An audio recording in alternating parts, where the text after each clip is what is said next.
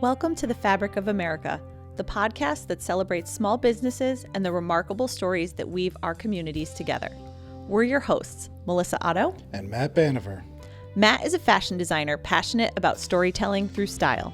And Melissa is a seamstress on a mission to make sewing cool again and inspire the next generation. We sit down with small business owners, artisans, and dreamers to uncover the stories behind their brand, what inspires them, challenges them, and keeps them creating. Because we believe that behind every idea, every design, every stitch, there's a story worth sharing. So grab a drink from your favorite local shop and join us as we weave together conversations about passion, perseverance, and the power of small business. I think one of my favorite things is that we keep topping ourselves in the amount of passion. You know, every time on the passion meter. Yeah, every time we have an episode, I'm just like, God, man, wow. This person loves what they do. Yeah. But I think it's like this one, because we also got to talk a lot about ourselves, which we enjoy. Which was really nice. I was going to say for the listener to buckle up for the fact that, like, it's pretty much an equal trifecta conversation. Yeah, probably word for word. Yeah. In a good way, though. In the best way. In the best way. But it's because basically we're talking to Christopher Stiles from PhotographyStiles, and who is also one of the co-heads of Lens and Light, had headed up the Rising Tide Society over here at a local chapter for a number of years. And it's just the passion. Like, you can't, gosh. All three of us were just like, he was literally on the edge of his seat the whole time. He didn't sit back once. So if you do actually go watch this episode, he is leaned in the whole time. Yeah. It was awesome. Oh my God. We were crushing it. Yeah. The three of us. It was pretty great. Yeah. I think that this was just so fun because we've had conversations that are very technical. We've had conversations that are very uplifting. This was just raw passion. This was just, I live my life to, like, as a creative outlet. Yeah. Like, how do I get what's inside of me out, and how do I get what's outside? Yeah. Like, and how do I receive it back? Yeah. Yes. Exactly. Yes. I think that's what's so amazing is that, and I said this to you before we got back, like, on the mic, but it's so interesting where our conversation starts, where it goes, and how it comes back around full circle. And we always, the listener may or may not realize that we don't do interviews, right? Like, we're not like reading from a script and just asking the same questions over and over. We like to see where the conversation takes us, even though we have overarching themes or ideas in mind. And I said to you, Matt, that, like, who would have thought that we would have gotten from this point to that point to this point, and it all comes full circle so beautifully. From sea lions to Wisconsin. From sea lions to weather patterns. And George Washington. Insanity. Yeah. It'll make sense in a moment, listener. It will. And also, I think that you give the listener a little too much credit. Wow. The fact that you think that they don't know that we're not professionals, like, we are definitely not professionals, and they have definitely picked up on that before today. Well, maybe. No. I think that this was, like, very much what we try to do, just organic conversation. Yeah. Because we don't know what we're doing. We're just, we just know what we like to do. We're here for the vibes. We're here for a good time, not a long time. Well, I hope it's a long time and a good time. Well, I can't believe it's already been an hour. If you say that one more episode. I'm gonna say it more. No. On the stories every day. Listener, I'll punch him every time he does. All right, listener. We've heard your feedback. And I'll just change the way I live my life. But let's just get into it. Chris Stiles, Fabric of America. How old is your son? You had a son? Yeah, he's 13 weeks, or is it 14 weeks this week? 14 weeks, yeah. And he's going through changes like, speed of light now. It's crazy. just 2 days ago, he's starting to, it was like all of a sudden he's doing the like rolling and he's like really reaching for that roll. And it's like, it's just so funny how it just happens like in one day. You're just like, when did you learn one that? Day you Yep. Wait till they start going to school and coming home saying stuff and you're like, who taught you that? Yeah. No, just thinking about him walking and talking is wild to think about. Yeah.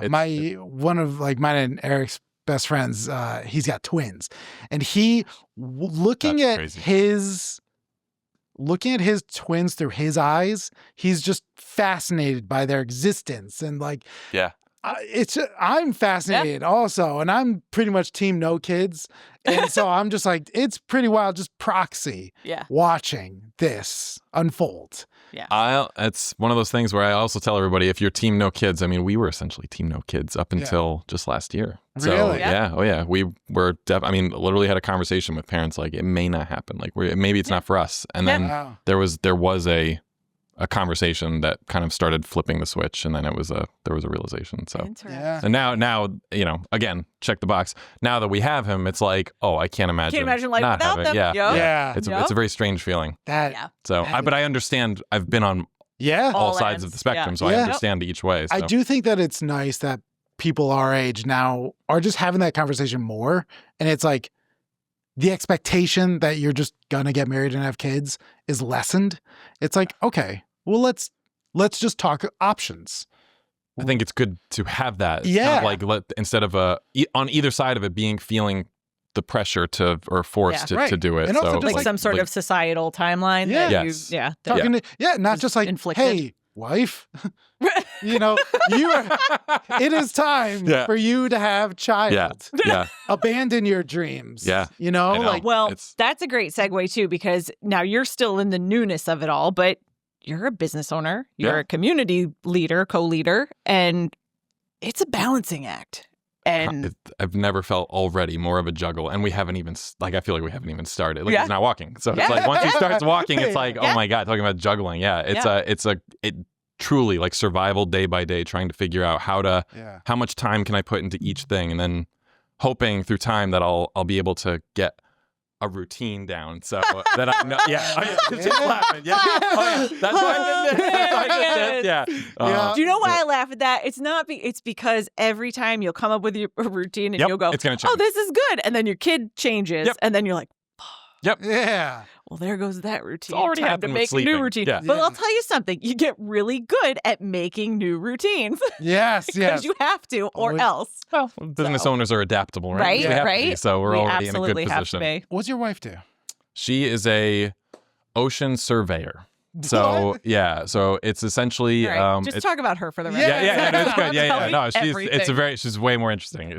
So she's got a position. So it's a small company in Old Saybrook where they own their own fleet of boats, and the boats have different equipment on it and technologies like LiDAR, sonar, and basically they get contracts from either the government or private companies. So I always the example, if you're a private company that's going to install windmills in the water to generate energy, Block Island was an example. Yep. They need to know what's under the water. So because they need to install. So there's no way to do that other than map it out. So they have to lawn mow the the contracted section, and they literally take a boat and point the sonar down and so then all that data comes back, and Kelly's job is to clean the data and turn it into a picture that essentially then gets passed on to the client that can go and go, okay, there's rocks here, there's sunken ships here. So they have a picture on their wall in the office, which is so cool.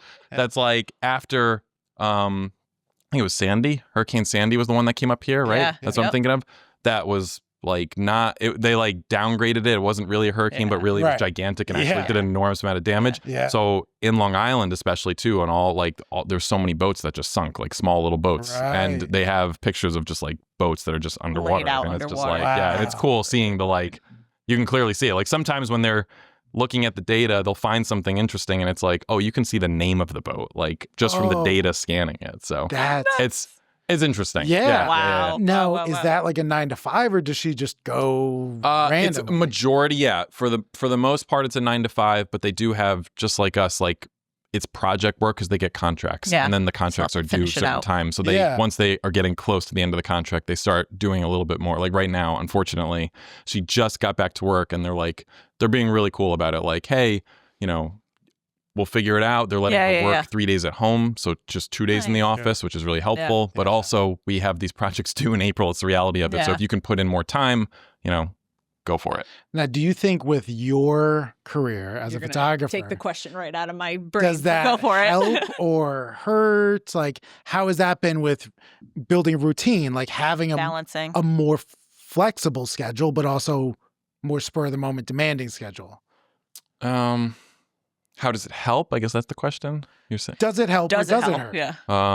Because we're talking about making routines. So it's funny. It's only her first week back, and so it's on the outside looking in, it's like, wow, we're in a perfect position where she gets to be home 3 days a week. Yeah. I'm in a position where I work weddings during the weekends for the most part, and kind of work that a little bit flexible, right? Yeah. So the challenges though are, we have to take care of this child who's definitely, he's a baby. He's like super baby right now. So he's very needy. Yeah. And we're juggling right now who takes care of him at what point, and then how do some work takes, focus 2, 3, 4, 5 hours stretches but if he needs to feed, it's very challenging, and we're working through right now the like stresses of the weird home balance of both of us being there and responsibility, to the point where we've talked about it's almost been easier when one of us is just gone and just bingo bongo, my friend. We're bingo just discovering bongo. that. So my husband works from home full time,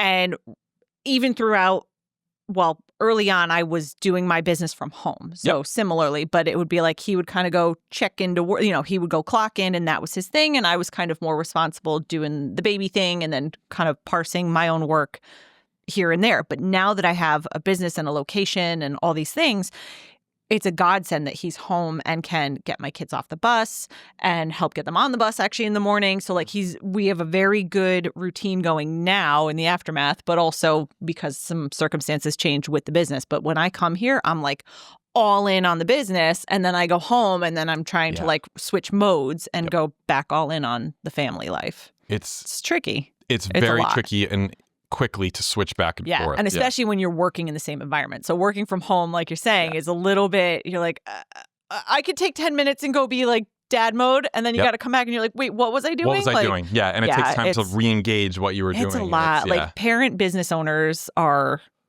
something else. It's a whole other beast that I know that I still haven't even, I don't even know what's coming. I know you know. But this morning my cat was out. Yeah, I knew that was coming. Food, so I had to switch into like take giving care of him your cat food. mode. So it's the same.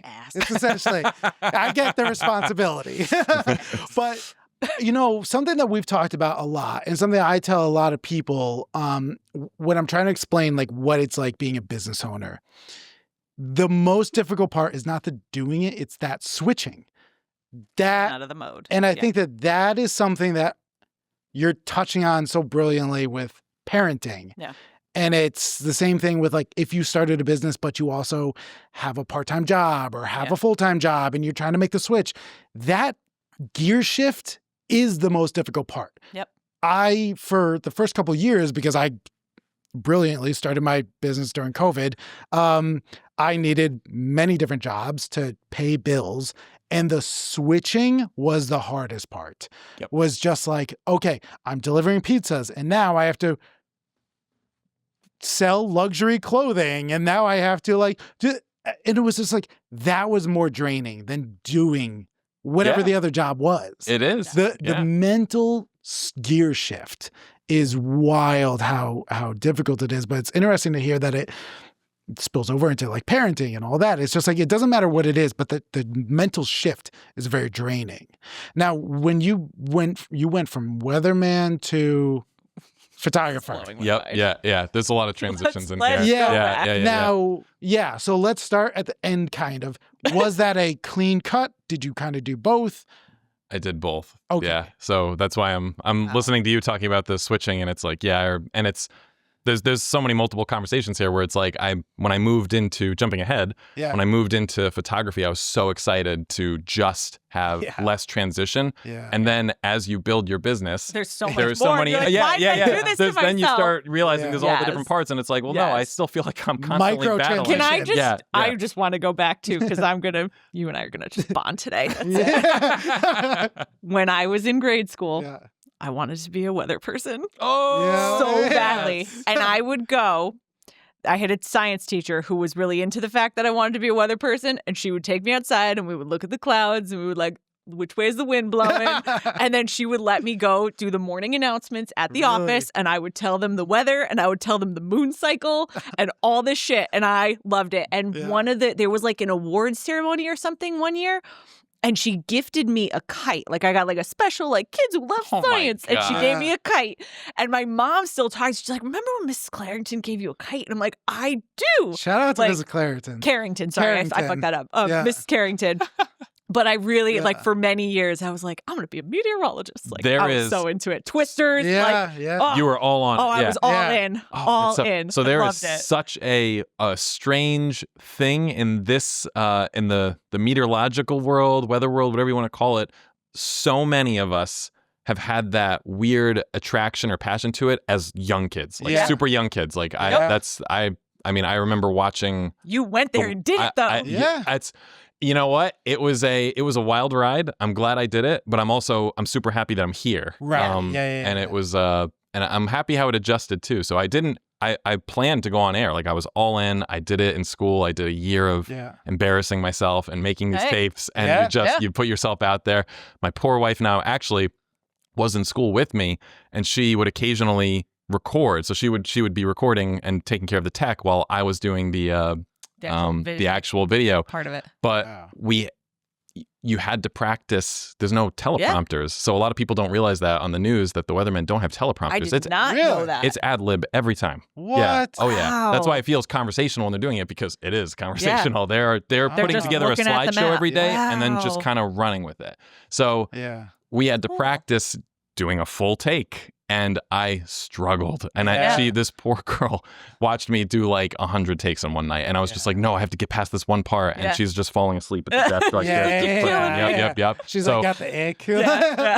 there are so many. So at the end, we put together a blooper reel. And there are so many blooper reels of me that you would not think it was me, because I was frustrated and it was hilarious at the same time. Yeah. So. Yeah, no, that's what it's like. When did photography show up in your life? So I kind of say it was already there, but it was kind of just behind the scenes a little bit. So I mean, I was taking pictures of my like, little niche that I tell everybody, or my like fun little thing is I say, I was taking pictures of the sky my whole life. All I did was take the camera and lower it down to you. Oh, I love that. All right. That's really good. Yep. Wait, that's a good one. Tip my hat to you on that one. That was good. Well played.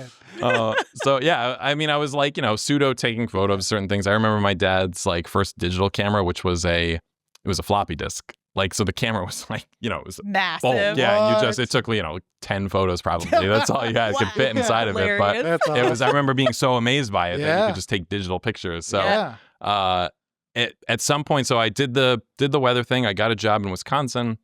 I did it for almost 8 years, and it was a behind the scenes position for the on-air talent, which at the time I just took. This was only a few years after the market crash, so I just took the first job that popped up, and I was so happy that I did, because I realized afterwards I was like, oh, being on air sucks. I was like, I don't want to do that. I was like, I'd be way better behind the scenes. Excellent. So I loved it. So I got to basically teach. So that's where the teaching part comes in, and it all lines up. That's where Lens and Light comes from. That's where Rising Tide comes from. It's really those pieces where I was doing basically an educational position with the software that they would use to make the cold fronts and draw, and everything that you see visually on television was the software that we used.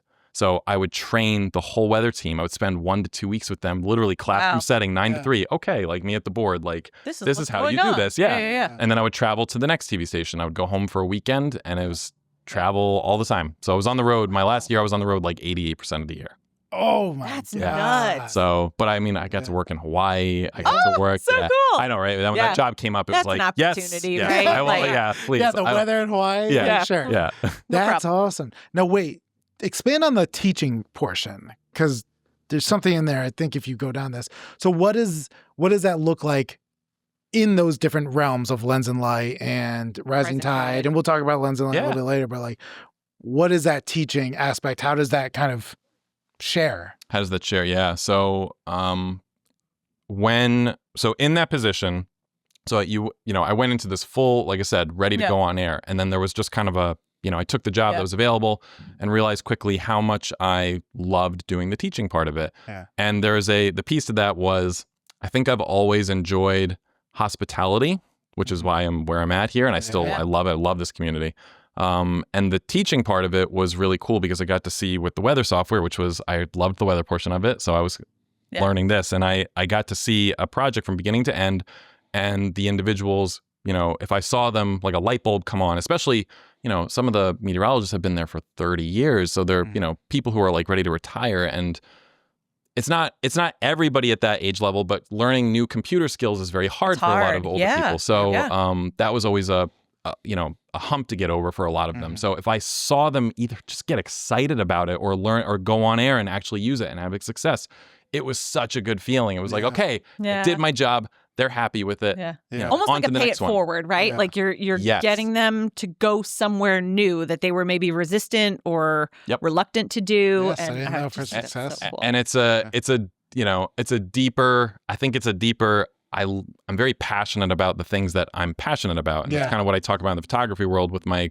couples and my clients, as I say in my website, my conversations with them, I'm looking for people who are, I don't care what it is, but if you're passionate about something, your job, maybe it's not your career, maybe it's just something in your personal life, tell me about it. Let's talk about it. So because people who are passionate about something, they'll just talk about it for days. And then I'm super interested in that. Yeah. So. I love that. I mean, I love the fact that I could reach out to the most random human being and I'd be like, tell me something about myself. And they'd be like, you love Batman, you love coffee, you love your cat, you love local, you love George Washington. I love that because I'm like, yeah, I'm super passionate about this stuff. And I want you to know why I'm passionate about it. Yeah. Like I was like telling somebody the other day, I was just like, it keeps me up at night knowing that dinosaurs were discovered in like 1820 and George Washington died in 1799. George Washington didn't know dinosaurs existed. Like that literally keeps me up at night. Like that's a horrible fact. This man cared so much. Oh my God. You're out of literally control. stuff like that, That's stuff incredible. Like that. Incredible. I didn't know that. Yeah. But like, right? Stick around, you'll learn a few more. Yeah, I'm like on the verge of tears right now because that poor man did not know. But like little things like that, like I love that passion. Like I forget if there is a word or if I saw something about that, there should be a word, but that excitement you get when you're watching somebody talk about what they're passionate about. Yeah. Oh my God, I live for that. I hope that there is a word for that. I don't know probably if there some is. German word it's for gotta it, be awesome.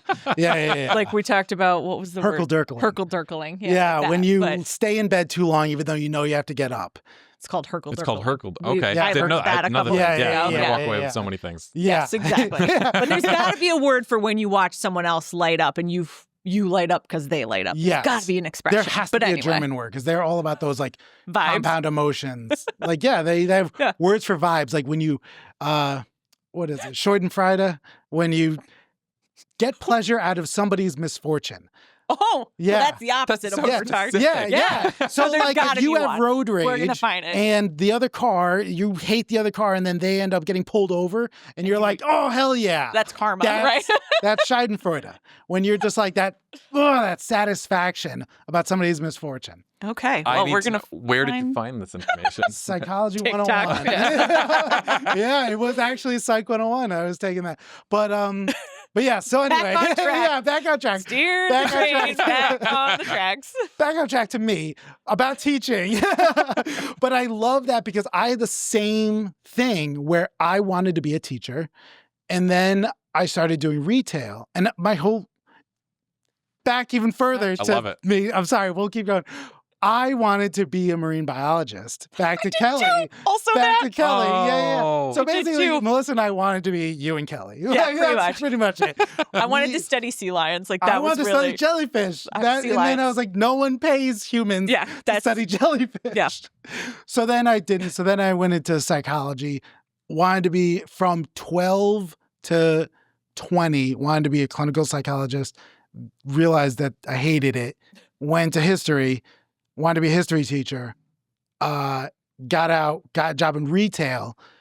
And realized, oh, okay, well, like I do actually like retail, and I liked the teaching aspect. Yeah. It doesn't matter if and I you was liked like, the hospitality part. yes, Very similar. exactly. It's So that like human those connection. vibes about like, it doesn't matter if I'm like, here's why you need these facts or here's why you need these pants. It's like the getting to know you. Yeah. What can I do to serve you? That hospitality is something that I was like, oh, I really like this. And then I spent 10 years going through different jobs to finally was like, oh, I need to do this on my own to create those own vibes. Yep. Yeah. And one of the things I talk about a lot in the groups that, like one of the communities I run with the Stitch Collective, is when we're talking about hiring, because a lot of times we'll get people who don't necessarily come from a sewing background, but I'm always looking at those transferable skills. Yeah. So I always think that that's an interesting thing, because I've always been a person who believes like you take something with you from absolutely Yes. every experience, whether it's a job or not. Yeah. We are Right? going to vibe here because Like, I say that exact thing. Everything Yeah. that you have done that has gotten you to this exact Yes. moment Yep. in your Yes, life yes, has had yes. some sort of impact on you, whether positive or negative, Yes. whether you realize it or not. Preach. It affects how you look at something, like the lens by which you look Oh. at something. yeah. And how you're going to react to something, and you maybe have taken a lesson from something, like whatever, so all of our retail skills, all of our taking that hospitality, Yeah. learning how to talk to the public, learning what to look for in hiring a retail candidate is Yeah. very similar to how I would hire a candidate for like a sewing position or any other type of like social media or whatever, like that kind of a thing, marketing person, all those things. So Yeah. anyway, Oh, yes, I but love that go so right much. there. I No. literally preach that exact thing. Yeah, There's that word. That, like, yeah. whatever that emotion is. Yeah. If the listener knows what this word is, let us Yeah, know. hit us Like, up in the please, 'cause comments. there's got to be somebody out there that knows this, because there's something about just like that, looking for that apex of passion and going after it. And you talk about it with your couples. So how do you?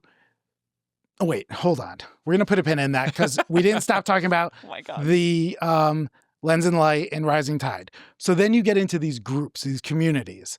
How does that form, shape? Which came first? Yeah. Yeah. So My God, yeah, this podcast is going to be 4 hours Everyone's gonna long. be like, what the fuck are they talking about honestly, now? Jeez. Okay. Going in order. So Yes. weatherman, Weatherman. turned Yep. photographer. Turned photographer. Now- That came next. Yep. Now so, turned community leader, I'm going to call you. Yeah. So let's go there. perfect. So I know it is. It's a weird And transition. I'm so, the one with so, the ADHD. Yeah, no, okay? yeah, Like, yeah, seriously. So when I worked towards shifting to be specifically a wedding photographer. I had the opportunity to do it with a couple friends who offered to do it, which is obviously a huge deal when you're trying to break into this industry. Yeah. You need that first one. And, we did it, continued to work at, it was a weather company at the time, which was IBM. And it was just, I wasn't liking where I was. I didn't like where IBM was. So I basically made a plan. Could I do this as a full-time position? Because I really started liking the photography world. Yeah. Did it, made the transition. 2020 happened right at the beginning of that, which was very, stressful. Yeah. And I say it was a blessing and a curse because I didn't have per se, was halfway to what you'd call my full schedule now. Mhm. So I didn't have as many cancellations and things that a lot of people had. So it was a good thing at the time. But regardless, moving forward, working in photography, loved it. Where's the community part, Rising Tide and all that start coming in? Well, from the previous role, I really liked that was my whole role, was teaching and doing a lot of that. It was like 70% teaching, 30% by myself, whether it was computer work and so forth. So in the photography world, I had spent so much time just learning the skills, learning camera skills, learning lighting, just everything, just managing people, the whole wedding vibe. That something was missing. And once I learned enough, I was like, I want to give back feeling. So it was, I started with a lighting workshop. I called it my flash workshop. I had a studio that I was sharing at the time, and I, put an ad out, and I had a single person come. So I had one person come, and it was Hey. the absolute basics of teaching Starts Flash. with one. Yep, Yeah. that was it. Yeah. So I had the one person. It went really well, and so I did it again, and I Yeah. think I had 3 people the next time. Yeah. And then I did it a couple more times, and then I acknowledged. So at this time, Rising Tide also was in there as well. So I was trying to meet people. Mm-hmm. So Rising Tide was just something that popped up, and I went to one meeting, and I just really enjoyed it. The people that I met there were really open and willing to share information, and that's what it was all about. And Rising Tide's a networking group for the listener who doesn't know, but are they just local to this area, or are they kind of like chapters everywhere, They're right? all over the U.S., Okay. and they have some globally as well. Yeah. So there's over 150 chapters. Wow. So yeah, And there's 2 in Connecticut. there's 2 in Connecticut with a 3rd one that just started with a potentially 4th one. Wow. So yeah, on all corners now. So there's one. So the one that I was a part of was in Hartford. There's one in southeastern Connecticut. There's one that's going to be in southwestern Connecticut, and I know there's one, I believe, being worked on in northwestern Connecticut. Cool. So we'll kind of have that covered for the state, which is cool. But yeah, so essentially Rising Tide was my photography community space where I wanted to get involved and meet people and so forth. And that I was just a part of, and the leader stepped down. I had only been there for a year. Leader stepped down. I asked her, did anybody step in to take it? And she said no. And I was like, well, what are you going to do if nobody takes it? And she's like, I can't do it anymore. So for me, it was like, shit. Well, now So I have to. So this was all kind of the same time with the Flash workshop that I was doing. So it kind of was all brought together. So I took on that leadership position, had no idea what I was doing. Yep. Just Hey, did the make it best work. I could. Yeah. And it was initially was remote because it was still COVID time. Then it turned into hybrid. So I was doing webinars, like things. Wow. Then we did some recording while being in a space with everybody. And then eventually it was all Do in you think the space. webinars were successful because of your background with like kind of teaching and the tech stuff? I think it helped. I think it gave me the confidence, Yeah. those skill sets beforehand of 'Cause, like, just all simply those- being able to just talk and kind of Yeah. troubleshoot is Right. the best way I can. Ad-libbing Yeah. and Yeah. that's really cool. Yeah. Yeah. That was like opportunity. Little yeah. Yeah. just- Yeah. Wow. And you just kind of, and when I was a kid, I was, deathly afraid of public speaking. So I forced myself in Really? high school to take a public speaking course in my senior year. yeah. Yeah. I say that's like the martyrish way of saying it. Like I did this for myself. Really, it was because I wanted to avoid an English class, and you could trade Fair that enough. in. So Yeah. I was Whatever. like, I would rather do public Yeah. speaking. Yeah. Served you I- well. Yep, that's it. So I was super. After that public speaking course really was like a key to changing how I went forward, because I was still afraid of public speaking, Yeah. but then I had to do it again at the weather company. I had to do it at IBM. So once you keep doing it over and over, and It's then a eventually, muscle. Yeah. it's exactly Sensitized what a little it is. Yeah, bit. it's Yep. a muscle. You Yep. you flex it, you strengthen it, but it's also like it always takes work. It never gets to like, oh, I'm just good at this. Like it always, Right. you always get a little bit nervous. If it wasn't natural to you in the beginning, it's hard to make it come natural Yeah, to you. and, But like- you can definitely take that edge off by Yeah. can setting yourself yeah. up by doing all this practice work. And even like more so, even if like not just taking the edge off, you get comfortable with being uncomfortable. Yep. That's key. You Yeah. know, like a good way I to put watch it. interviews all the time with people because I need to know that other people go through this same thing, no matter how successful. And I've watched interviews with Robert De Niro, Meryl Streep, and they're like, I still get butterflies walking on set. And I'm like, okay, if Yeah. you do, then it's Yeah. okay for me to feel a little uneasy. You And know? I almost forget that. I almost literally forget that statement. You get comfortable to be uncomfortable, Yeah. because when you first, I'm like thinking of my first like presentations I did at the weather company at Yeah. the time, and I remember the feeling of walking into. So I did a presentation with like 100 people in the room Yeah. on some specific topic, and when you're not used to being uncomfortable like that, if you haven't flexed that muscle enough, the want to quit comes in. Yeah. The Yes. difference is Yes. you've done this so many times that Yeah. the uncomfortableness doesn't go away, but you know you can do it. Yeah. So you're not going to Yeah. quit. You're going Exactly. to keep showing it up. doesn't shudder you from Yeah. continuing. So it's forward. Marathon runners, you Yeah. know, Yep. they're not like, oh, by mile 20, I'm going to feel fine. They're like, I'm going to hate myself. My Yeah. nipples are going to be bleeding. I'm probably going to S my P's and we're going to keep going, you know? That's a part of the deal. Yeah. Get it. Yeah. God. You Eric know? is looking at me like, poor Melissa. I just want you to know. He just mutes Yes, my poor microphone. Me. Yeah. Like, what? Yeah, but like that is so essential. Like when people, I mean, you probably get it all the time. People like, oh, you're so good on social media. how do you do it? You're Yeah, so that- talented. all Blah, the time. But it's like, it's not the talent. It's just Just do it. Just doing It's it just over and over. this and may work, this may not. Yeah. I don't, whatever. And sometimes you have a great message and everyone's like, great lesson. And then sometimes it just like goes into the it's just ether there, and whatever. you know? Yep. But that's That's it. the Yeah. comfortable with being uncomfortable. You know, it's just kind of like, hey, whatever, I just did it. Yeah. And It's done. tomorrow we got to wake up again. Do it again. Yeah. Yep. That's it. That literally is it. Yeah. It's consistency is more important sometimes than skill. Yes. It really is. Yes. But you gain skill by consistency though too. Yes. Facts. Speed, All right. speed, So speed. you're running Rising Tide for how long? I did it from 2020 up until last year. That's so did 4 years. Yep. Wow. And when did you start Rising Tide? Or not Lens Rising and Tide, Light. Lens and Light. Lens and light. So so in the middle of this, so this is the transition with the Flash workshop. Yeah. So I You're just like did, a monkey swinging from vines. Yeah. Grab the next one and then Yeah. Let and, go. and Yeah. each time I was like, why did I do this? Just all of it happens? kicks in. Yeah. So. the life of Yeah. a business Yeah. owner and entrepreneur. Yep. Like, yeah. The good news is if you do this and push yourself enough, like really outside your boundaries, you really start learning what your limits are. So that way, when totally. other things do pop in, you can kind of, to step back versus, At least I I'm tell also myself like, that. why did I have to like learn those lessons? Yeah. Why couldn't I have just known and maybe stop myself? from- Right. You want to be the kid who learns that the stovetop's hot, but you're like, Yeah. but is it? But is it? It's I'm gonna touch it. Okay, it's but lower this now. burner's hot. But what about that burner? That's Melissa. Yeah, savagely seen. Yeah, Yes, right exactly. there. That cuts deep. Yeah. That Melissa's is like, true. but what if I touch all four? At the same time. Sorry. All right. So When Lens and Sorry to Light. my family in advance. Yeah. So I feel like we're all the same person. We are. Like very much We are. just like, but it'll hurt less if I do all the things, you know? Like, I gotta try. Yeah. I always feel like when I have an idea, especially if because I have ideas and then I'm like, well, that's a dumb idea and I'll leave that one, right? But if I have an idea where I'm like, that could actually be like cool, like I have to explore it. Yeah. Even if it's gonna be shit at the end and I end up just like letting it die in silence, like I still feel that compelling, like piece of me that has to try. Yeah. I just have to. And that's the burner part. Like I Yeah. can't help myself.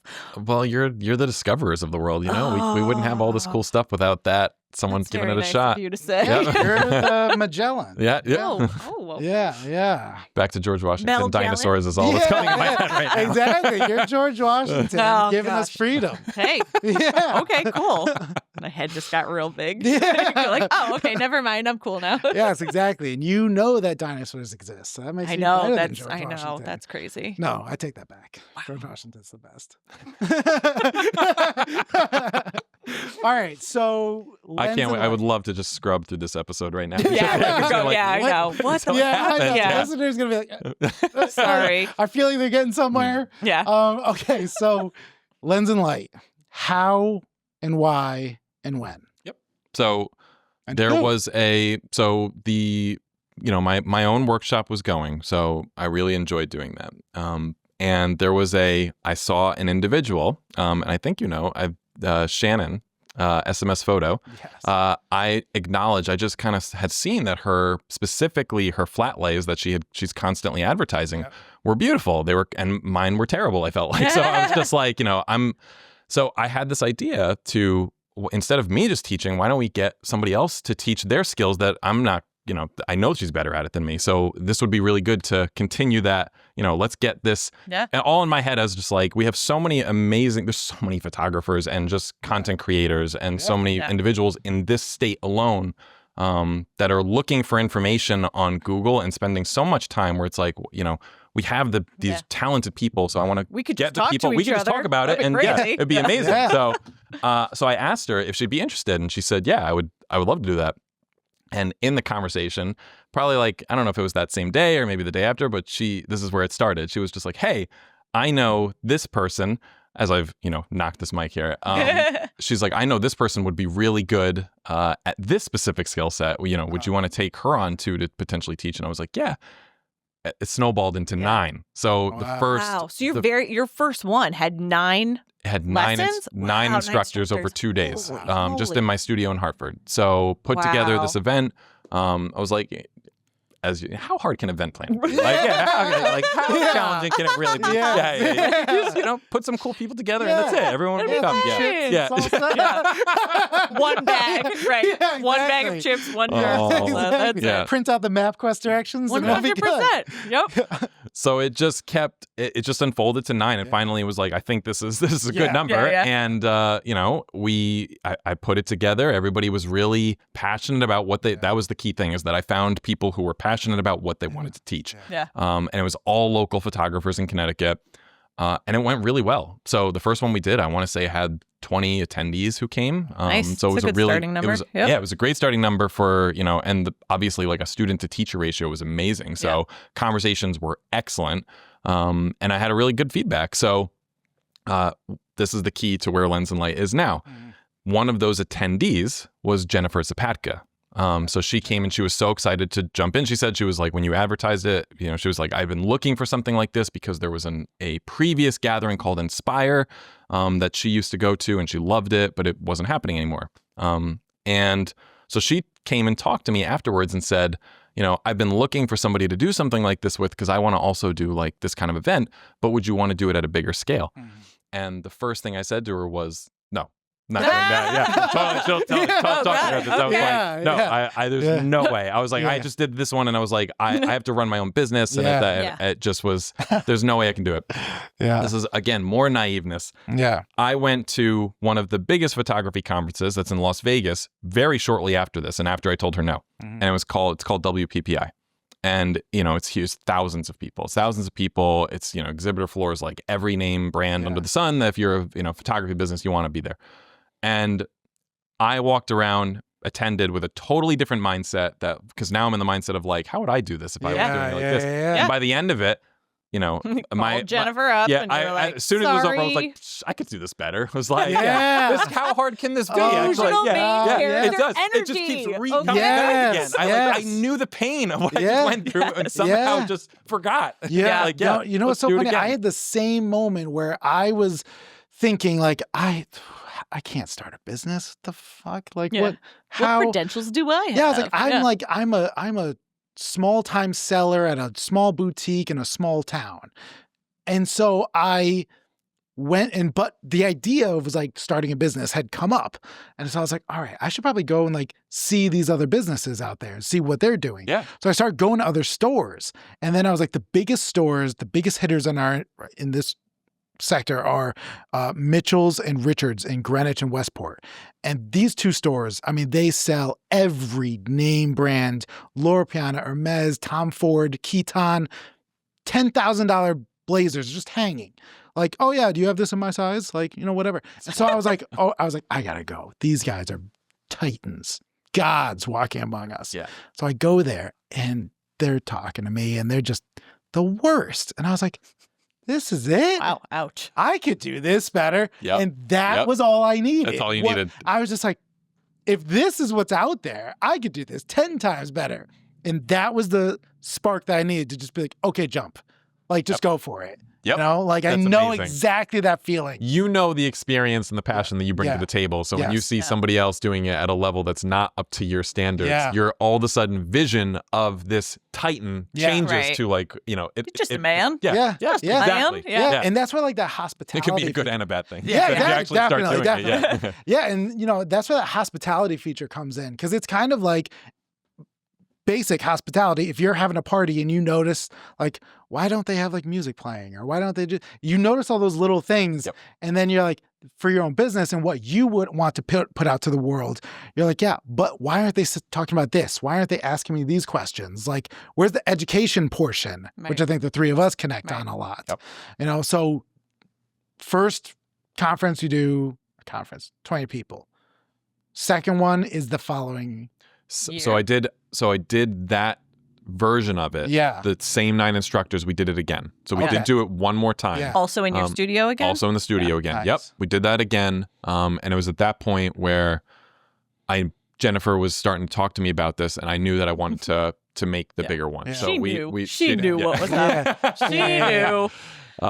And so there's a lot of decisions to be made, and there's a lot of going at that level, I don't think we knew. I don't think Jennifer and I both knew how large we were going to make it at that point. I think we had an idea. Yeah. And we had such positive feedback in the beginning, and we signed, I think one of the first photographers that we signed on was Joe McNally, and he's a big name in the photography industry. He's been around for generations. Like he was friends with Tony Bennett, like taking photos of him. Yeah. So at that level, so he's done everything across the world. He's a super nice guy. And when he said that he was in, he was like, yeah, I'll absolutely be your keynote. All of a sudden there was a, like, oh, how much can we do? Like, this is great, like amazing. So Jen and I just kept going and building. And then there's that fun balance of, oh, this is getting really expensive. Yeah. And so then you learn how expensive an event is. Yeah. Yep. So then came that balance of how do we figure this out? Yeah. How large are we going to make it? So year one really did turn into this is an investment. Like we're going hard into this. So it's like another business. Yeah, it's another big. I hate saying it's a big deal, but we've invested a lot into this, like even more than my photography business at this point. Yeah. And it's really starting to pay off though. So we did it again this year. We were hoping for that. They call it a stoplight in business when you have like a large investment where your first year you hoped you're gonna lose money. Yeah. Your second year you hope to come close or breaking even. Yeah. And then by your third year you hope to make a little bit, and then you go from there. So what's you that? and fat stacks. Fat stacks of cash. You and Jen rolling up in yachts. That's Just like, I'm still waiting. I'm still waiting. Exactly. Prestige worldwide. But I could not have. There's no way at this level that I couldn't have done it with not just a business partner, but Jen has really shown up, and she's badass. We had our first kid, so Maverick was born December 31st, and Lens and Light is at the end of February. So the thing with events too is that like 50% of the work is from we'll say if we're in a year-long timeline, 50% of the work is from month 1 to month 10, and then 50% of the work is those last 2 months. And unfortunately, timing-wise, she was in a really, it was hard for us. So Jen took on an enormous load of work while I was just understanding how to raise my child. Yeah. And even I was like, it won't be that bad. Like the baby's gonna sleep all the time. Yeah. It's fine. Oh my God, no. Yeah. Hilarious. It's hilarious. Yeah. And then almost like what you said before. It was just like people are like, it's gonna be beautiful. It's amazing. And then just as soon as he was born, sucker. Yeah, exactly. You're gonna You're gonna die. Yeah. So no, I mean, it's been great, but Jen, it wouldn't have happened. Like there's no way Lens and Light could have happened this year if I didn't have her helping with that. Yeah. I've gone out with her a couple times recently and just gotten to know her, and I'm just like, damn, like you're a fucking badass. Like the amount of work that she does, and also how much she cares about people. That you alluded to it before. She said she was looking for that. And then like your love of finding that and her searching for that, just perfect combination to run a conference. And, go ahead. I was going to say, well, and it hits on 2 levels. Yes. And I think you and I have the same experience, and it's the education piece. Oh, that's exactly what I was going to say. We are the same person. God. It's the education piece where we're all as professionals, we don't just rest on our laurels. We're like, what's the next innovation? What's the next piece I can learn? Or I feel really great about this one thing that I do, but I know I'm lacking in this other thing. And I'd love to fill in that gap and like get that skill up to my best skill, right? Yeah. And so there's that, but then you get to also be in community, and you're like, it is the perfect merger because there is something to any business owner, I think, worth their salt will tell you there is something to relating to other people who are in the same struggle as you or who have been through the same struggle as you. So like I feel like a theme that's starting to get woven even here was like with like your Meryl Streep comment and stuff like that is like we're all just people. Everybody's been through some shit. Everybody's had a bad day. Everybody's had a failure. Everybody's had a whatever. And it's all in the how we connect with one another and bond. Yeah. Right? Like I fucking love this. I'm literally about to cry. I love how animated you are. Yeah, it's just bring on the tears. So like there's something so beautiful, and I think a part of it also to add to that is when you don't care about who gets the credit, when you don't show up like, I did this and this is my business and blah, blah, blah. When you show up like, oh my God, I can't wait to show what Shannon taught me. Like that, when you lead with, like it's so beautiful and it makes everything so much grander and you almost can't wait to bring people into this world. Right. So I have this conversation a lot with people in retail where so many brands are like, yeah, you know, our suits do this and our suits do that and our shirts are here and our shirts are made like this. And I sit in this position where I'm like, I'm the same as Ralph Lauren or Tommy Hilfiger or whoever. They don't own their factories. They outsource it. They get that clothing made in some other factory, and that factory makes clothing for 20 other brands. I'm the same way. My factory makes clothing for other places. The only difference is I talk about my factory. I'm like, hey, come here. My factory can do this. I stand on the shoulder of giants. You know, I am only better. I can only see farther because of this ladder that we climb. And I think that you've been talking about this whole time and I've been waiting to scream about it. This education portion. Scream? Yeah. What? This Shocking. education portion is so crucial. And I was at a Rising Tide last week. And Ron Lemlin. Yeah. You know him? Yeah. Love Ron. He was there and Lemlin. he's a photographer up in Springfield-ish area. Yeah, Springfield area. Yeah. So he was there. He's awesome. He loves connecting people. And he introduced me to someone else. And he said, this is Matt. You got to know him. If you want to know anything about education in the retail space, he's the person I know. And I was like, Ron, that was so beautiful. And I was so thankful because I was like, that's what I want to do. I don't care about selling you a product. I want to bring you into what knowledge I have. And I, more than anything, want to know what you know. Because you know something I don't. Because you have lived your life and I have not. Yes. You know, I love that quote. I think it's Bill Nye, who's like, a wise person knows that there's something to be learned from everybody. That like became the linchpin of my life. It's like every single person knows something else. And if I can put myself in a position to get where you can talk to those people, to all people. And so now here I am. I built a business on your story. Come tell me. That's the only way I could get to it. The medium, clothing is just a medium that I use to learn more about you and to learn more about you and to learn more. And this is why this podcast exists and everything else. It's just to get that because we're only better learning. Like, even if it's something as like, oh my God, Chris is struggling like with this, or like, oh my God, Chris did that, or oh, he had to learn, like that is something huge. And when I work with other people in the industry, like I work with Shannon Biley all the time. And I tell her, I'm like, I can't put into words how much I trust and see my brand in your work. And she's like Melissa, not great at receiving kind words. Nope. And she's always like, it's weird. And I'm always like, thanks for making it weird. I am only at this level because you have been a link in this chain. And that education portion, I think, is so crucial. And I love that you've done it in all of these different facets of everything, of your life, of your job, of your personal life, of like, and you're probably going to be amazing at it as a dad. Like all these different things is just like, here's this great experiment we've been doing life. Right. And here's what I've come up with. Here are my results.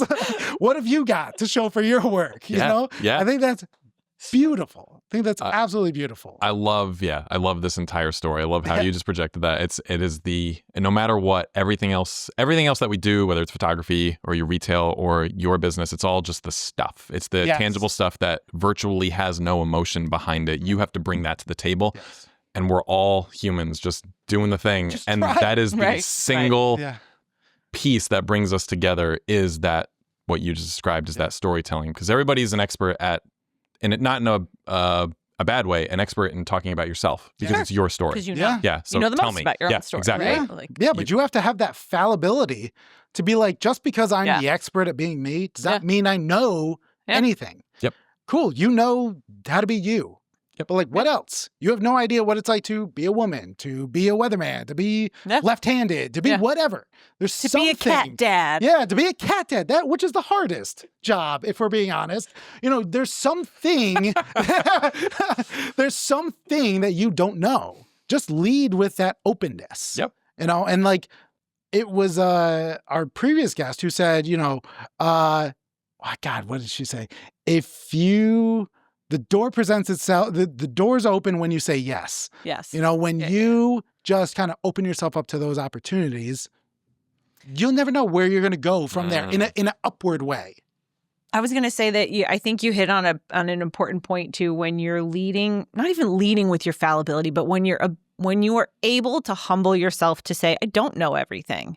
Even when you are a leader who knows a lot more maybe than the guy just getting into the industry, there's something about that actually allows others around you to also put their guard down and admit fault or flaw, admit what they don't know, feel that sense of community and togetherness, and to feel like you're in a safe place. And I think especially, like we've talked about it previously on the show, like women in certain industries too. There's this like undertone, and actually Ariana said it in the last episode about like, without that undertone of like power, what do we say? Community over competition, without that like weird woman undertone. That mean girl sassiness. The mean girl, without the mean girl undertone, which has been a thing, right? Like, it's like, I'll share a little with you, but I don't want to share enough where you might outshine me, or you might steal from me, or you might whatever. Like, I've got to still best you in some way. And it's not exclusive to women, but I think it's that mean girl thing is much more real and much more out in the open. Yeah. But that's the thing when you get into true community where people are actually without agenda, open to feedback, open to sharing, wanting to lift all boats with our rising tide, right? Like where we actually really do create true community over competition mindset. So I love I feel like I've preached what you're already saying. Like those are really like my key values you just here. Sit back. We'll keep talking. You got it. I'm just listening, and I'm just here to say, confirmed. So I've said in the past, I think I said it at one of the Lens and Lights, the original ones I hosted. I think I in my like little tiny monologue in the beginning, I talked about the sharing of information and the whole point of this. So actually, a key point to Lens and Light is we're doing something that is frowned upon in the sense that from a business, you're told niche down to get your right audience, which is correct. You can't say I'm an expert at everything. Right. But we're kind of flipping that in a way that makes sense. So there are a ton of photography summits, conferences, ventures, and a lot of them are the same where they do wedding and portrait. So they label themselves wedding and portrait because that's a huge audience for wedding and portrait, so you're going to make money. We decided to, which is even more of a risk because we're not going for volume. We're not going for 1,000, 2,000 people. We're going for a small 100 to at the most probably 250 in the future. Yeah. And we think we've labeled it down, or we want to narrow it down to that. We're mixing commercial photography, portrait photography, wedding photography, and we have a creative track that we call it, which is kind of a catch-all for some of the niches like boudoir or pet photography or astrophotography. And we're putting that all together in our summit of, 100 to 200 people. And the challenge on that is that we have all these topics that are, so a business owner would say, you're not niching down enough. Your business might fail. Too broad. Yep. Too broad. My challenge on that is what we talked about in the beginning, which is there are experts in the commercial space and the wedding space that feel that they're so separate from each other because a commercial photographer is going to use standing lights, solid lights. I want the word constant lights. Wedding photographers use mostly flash. So their skill sets as they grow are very different, potentially just even in that realm. But we're all photographers, and there are skill sets as we continue to go through time with the innovation with AI and things like that. There's the fear of consolidation. So what I'm challenging is that there are photographers with skill sets that we could be borrowing from each other that I think we already do without knowing it. I'm just putting them in the same room together and saying, ask the right question. Yeah. Maybe what comes out if a wedding photographer talks to somebody who solely shoots food, their probably attention to detail is perfect. Yeah. If I'm a wedding photographer looking to get into luxury weddings, I need to make sure that those shots of the tables are perfect. And yes, they may have a wedding planner, but maybe the wedding planner doesn't know the exact shot that you're going for. You may need to adjust something, and it is important because it has to be perfect when you're at that level. Those are the kind of things that I'm challenging the other photographers. So instead of niching down, I'm asking you to niche up. Where I was going there was what you said in the beginning, and I think I've gone on too long now because now I'm like, where was I going? So, there was a reason for this. It was on the education. What I was thinking, like when you were saying that, on top of the niching down, well, not on top of the niching down, on top of the letting your guard down, I think that it's not simply letting your guard down. It's letting people know that they are good at something specific. Sure. So Celebrating it's like, that piece. you don't have to go into this thinking you're the best and you're good at everything. If you let somebody know, like, hey, I don't know what the fuck I'm doing when it comes to flat lays or something. That makes somebody else feel like, well, I do. So that makes, like they have something to offer. Right. Like it makes people feel better about their skill set. That's what I love. I love leading with my own incapabilities. And I'm like, hey, I'm not great at this. Like, whatever. I try to tell people all the time, I feel like I suck at small talk. I can hold court, but when it comes to so do I. Yeah. I feel the same way. I feel the same way. So when people are like, listen, Matt, when you go into a networking event, you're like, a gladiator or whatever. And I'm like, yeah, but if you put me on a car ride with somebody, I'm like, so, like it is rough, even like my brother, like I watch my friends and my brother talk and I'm like watching my brother packs. I'm like, how do you do this, dude? You could talk to a stuffed animal. And I'm just like trying. So like, I want people to see like, there's something, even if it's just a version, even if it's talking, that's the same thing. A version of it, where you might be better at it or not. Like, everybody can be all flash and pop, but like the meaningful part about it. So I think like, depth. When you're talking about that, lowering your guard and learning from everybody, just getting people to a place where it's like, you're good at something, bring it. It makes people kind of step up a little bit more, not just like, oh, I can lower my guard and kind of relax. It's like, oh shit, well, I have something to share. Hell yeah. I think that's so crucial. So I remember. It all just came back to me. Okay. I was just killing time. You got it. That was it. So on bringing together all the different topics and everything actually is full circle to what you said before, which is the little monologue speech I gave was talking about actually my weather background and how it portrays to everybody in the room here, which is the only reason that we are here and with the technology in our hand, the phones, everything is because of it's a scientist mentality.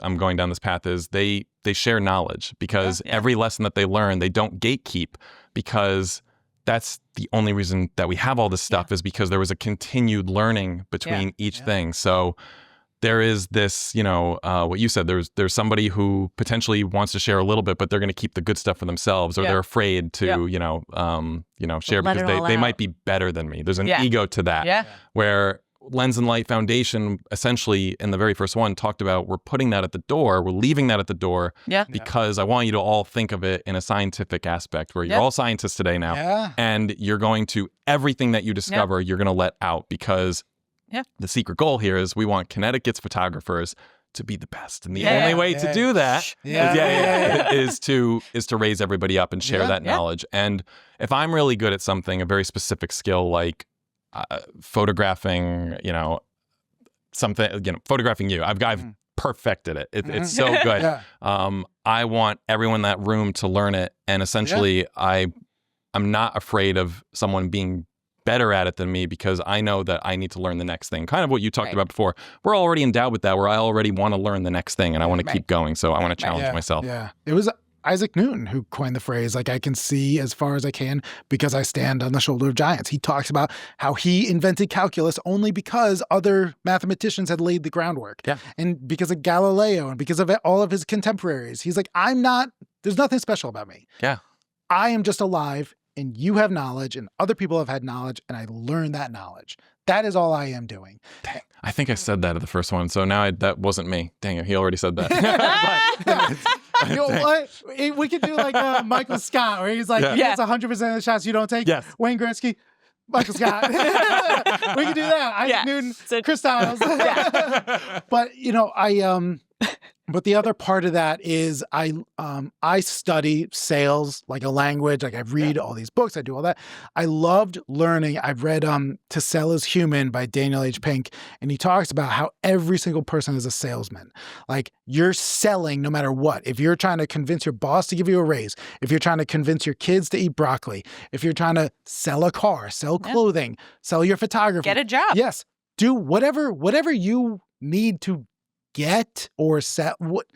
We're all selling constantly. Yeah. Hearing that opened my eyes to like, oh, so selling isn't just like product. It's not just transactional.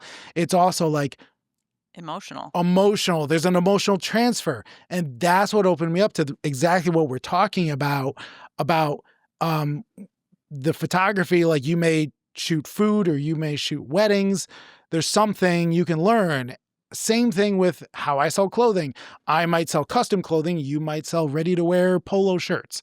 But there's something the same and different. Yeah. What's good about you? What's bad about you? What's good about me? What's bad about me? What's not bad, but different? Like, where do all these things line up?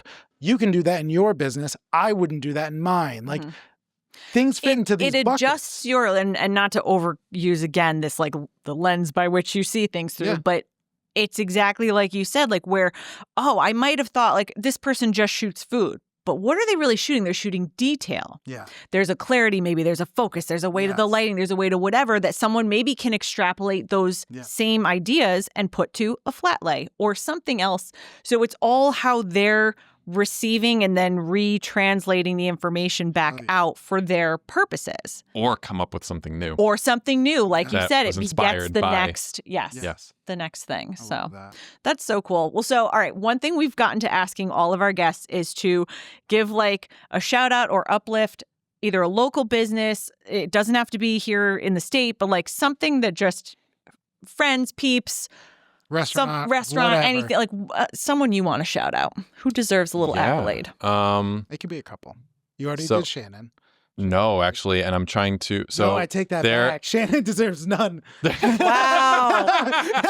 I think you deserve it, Shannon. Yes, I know. Shannon, I love you. Thank you for everything. All right. So, just frienders, restaurants. There is a bakery in Avon, Connecticut called Pure Love Bakery. So my wife has celiac and her father has celiac, so no gluten. Yeah. And baked goods and gluten is very challenging sometimes. A lot of places have gotten better at it, but a lot of still aren't good. I had a gluten-free muffin this morning. I was like, astronaut food. Oh, okay. Yep. Fantastic. Yep. Sometimes. So I would challenge, this bakery has perfected it. And I will say that for those little tiny wins you're looking for when you're in the struggles of raising a child and you get a moment and my wife to have like a cinnamon bun or just like good bread, which this place has truly perfected it. We'll make the trip there, go get it, and they deliver. Ooh. That's a small business owner. It's just their one location. I'm so thankful that they are there. They do such a good job. That's awesome. That's a good shout out. Good. We'll take that. Chris, where can people find you? You can find me on Instagram, PhotographyStiles. It's photography.styles. Wait, we did not even talk about this. Oh my God. Also STILES, correct? Yep. STI, just to spell it for the listener. What has gotten into you? You are the number one person who gets brought up on this podcast. Really? Yes. Yeah. Because we always talk about the power of the internet and Instagram and how you know people before you know people. And you have probably been brought up 5 times, 6 times, something. Yeah. Couple times by me. only by you. Only by ever by you. It's the same story told the same amount of times. So we were talking about The poor listener's going to be like, all right, I'm turning this off. Yeah, or fuck if this they story. listen to every episode, they're going to be like, oh my God, this is the guy. This is the guy. Melissa's told this story 1,000 times. We were talking about the white party that Sarah Brehant Yeah. The very through. first New Yeah, the England very event first one, pros. yeah. Many of our guests, that's Okay. when we all went there, and some of them were like, oh my God, I met you there. And some of them were like, oh my God, you were there too. But it all goes back to Parking lot. Melissa was saying how she parked her car, And got you and your out. wife parked. You and your wife parked, got out of the car, and Melissa goes, Yeah, oh, yeah. my God. I did remember you this. too? Yeah. Yeah. I absolutely remember And I that. feel like I deer in headlighted you, and you were like, huh? Like, we didn't know each other by any stretch Yeah. of the imagination, but I'm like, I love your reels on Instagram. They're so funny. Yes. Yes. That was it. You are the number one person who gets brought up. So that if no one story. else has ever watched your reels, I watched your reels, but you were just coming up with such funny content. It was right, like this was like wakes of COVID. Oh, we were yeah. just That's kind of when it was getting just back like- to like that- I mean, the socializing. the epitome of just putting yourself out there Just and just it. doing ridiculous but you kept things. saying so much funny shit, and I was laughing like ever. I'm like, this is like I would just comment, this is hilarious, or I wouldn't comment and I just watch, or I'd share it with someone, and it was all like funny stuff about photography, funny stuff about the wedding industry. Just I would die laughing. Incredible. It's That's so what it benign. was there It's for. so Yeah. benign, Yeah. but I would That's- laugh, and I felt like I knew you. So then you pulled up with your wife at this party, and I was like, oh my God. Yeah. Which we've still, that's so funny you're saying that. We still have talked about that party sometimes, probably, Yeah. honestly, because of you. Because I think Yes. my wife, that was the first event she'd come to, and she was just like, who are you? Like, Yeah, people Somebody know knew you Yeah. off It's that. like, Well, I'm glad I could kind of a kick big off that. deal. Yeah, Just- exactly. it's Yeah, just people like know it. me. Yeah. I have many leatherbound books. My apartment Yeah. smells of rich mahogany. Yeah, absolutely. Yes. No, Yes. that's so funny. I would be Yes. remiss So you I are absolutely here in remember the that. flesh now. Yes, Yes. I would be remiss if we didn't bring that up, because Thank you are you. literally the number one person who gets brought up, because we're always talking about the power of small businesses and putting your Yeah. face out there. And how you connecting. don't know who's watching or Yeah, where you're going no, to see it. Like, yeah, Exactly. all that Melissa stuff. brings up that The story all the interconnectivity. time. Makes me so happy. Yes. that at Yes. least That's one really person was cool. watching all that Yeah, ridiculousness. she's the one. That was Dang. fantastic. The 50 views were all Yeah. just me. Yeah, exactly. On repeat. Yes. Yeah. All right. So Chris Stiles on Christopher Stiles. Chris, either's fine. Well, Chris or no, Christopher. on Instagram. Photography.styles. Photography.style. Christopher Photography. What? No, Jesus no, Christ. Christopher. Photography.style. Photography. That's Is the his Instagram handle handle. on Gotcha, Instagram. gotcha, gotcha. Yep. All right. And website? PhotographyStiles.com. Killing it, man. That's it. I Yeah. love So it. Well, thank you so much for being here. yeah. This was such a joy. Oh, I Big remember ditto. like we had messaged months ago, and it's you're been like, a while. I'm about to have a child, so no. No. Like, Yeah, it was, cool. Yeah. Yeah, I think I'm you gonna see offered what a couple that's dates, like and I first. looked at the dates, and I was Yeah. like, nope. I was like, that's how not does gonna happen. December 31st work? Yeah, it was like, nope, not even a little Yes. bit. Yeah. Not Well, even a I feel little like, saying no to great opportunities is a common theme in your life. And then you eventually say yes, and it's a great opportunity. So I'm glad you're Toot our own Love it. horn. Yeah, exactly. You're staying on brand. Chris, thank you so much. This has been such a pleasure. And thank you to the listener for tuning in to another episode of The Fabric of America.